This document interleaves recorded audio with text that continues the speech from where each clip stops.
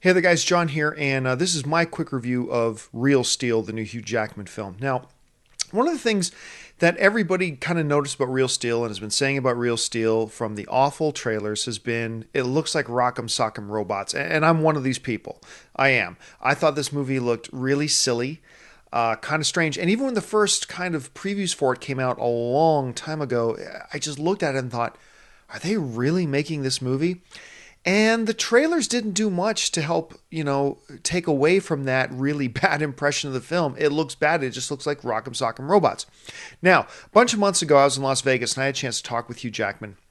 And, whenever you talk to one of these celebrities or one of these guys who are in a movie, you expect them to say good things about their movie. But there was something interesting about this conversation with Jackman.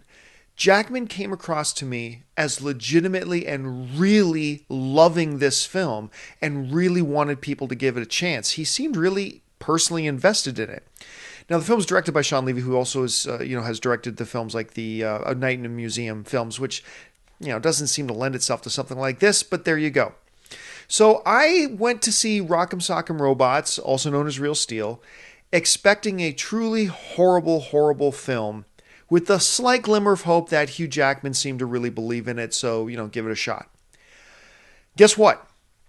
I walked out not just thinking it was better than it looked, I thought it was a really fun and enjoyable film. I had a good time watching Real Steel, surprisingly enough. Okay, let me talk about some of the good things in it. Number one, I gotta start with this. The kid who plays Hugh Jackman's son, the actor's name is Dakota Goyo. I hope I'm pronouncing his last name right. He also played the young Thor in Thor this past summer. He is fucking fantastic. Unbelievable, this kid. He was so good in it. Now, quite often with child actors, the best you can hope for is that they won't distract from the movie too much. And if they just don't distract from the movie too much, then they've done a pretty good job. This kid was awesome for a child actor. The way he interacted with Hugh Jackman, his timing was fantastic. He had this great dry sense of humor at the same time, as well as, kind of incorporating humor and attitude all at the same time, just at the right times. And he seemed like a fun kid. Sometimes child actors in these movies play too grown up, so much so that you can't buy into it. But Dakota, while sometimes feeling really mature, at the same time played the kid. It was remarkable. He did a great job, and for me, he made the movie. Also, as you can tell from the trailers, no joke, the visual effects in this movie are unbelievable. These robots, this is some of the most photorealistic looking stuff I've ever seen. Whether you like the design of the robots or not, irrelevant. The photorealism of these robots were staggering. Absolutely staggering how pure and physical and gritty and real these robots felt, not just when they were interacting with their physical environments, but also when they were interacting with each other. It looked fantastic. The soundtrack in this movie is perfection. It creates this atmosphere, this intense, kind of going for it atmosphere. I don't know how to describe it. It's a lot of Eminem songs and stuff like that mixed in, but the timing and the usage of their soundtrack was remarkable. It really added to the film. Of course, Hugh Jackman did a fantastic job in it, as you just expect Hugh Jackman would do.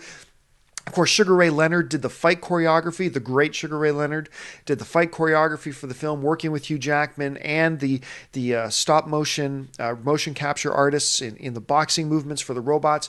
The fighting looked great. It did a great job of when the fights are going on in the ring, you feel excited, you feel that energy, you feel that tension. It just did it all very well. Now look, before we get too gaga over Real Steel, the film also has some things that are a bit of a mess. The dialogue in places is just, the best way to say it is amateurish. It sounds weird, but it feels like some of the most mature and best dialogue was saved for Dakota Goyo. But really, even with him and the conversation between Hugh Jackman and Evangeline Lilly, it just felt terrible, the dialogue. I understood what they were saying, and I appreciated what they were saying, but the words they were using to say it were just eye-rolling, and I didn't like it at all. Also, for a film that's set, maybe 2 years in the future, it really felt like today. Aside from these giant robots standing there, there's nothing really about this movie that felt like it was in the future. And so sometimes that kind of felt jarring. One character actor I really like in Hollywood is Kevin Durand, and I always love it when I see him on screen. But unfortunately, they had him playing kind of this hokey comic book type caricature of a Southern cowboy who just felt stupid. I didn't like him in the beginning part of the film. He comes back later on for a point that I guess was supposed to be some payoff for the audience, but it just felt out of place and wrong. Did not work. But so yeah, the Kevin Durand's misusage, corny dialogue, the film didn't feel like it was in the future. All these are negative things that really could have been cleaned up, and I think prevent Real Steel from being a really wonderful film. But even with those mistakes, even with those errors, I walked out of Real Steel having had a good time, surprisingly enough. And I think most people will if you go into it with an open mind. Overall, I'm going to give Real Steel a 7 out of 10. Thanks for joining me. I'm John Campea.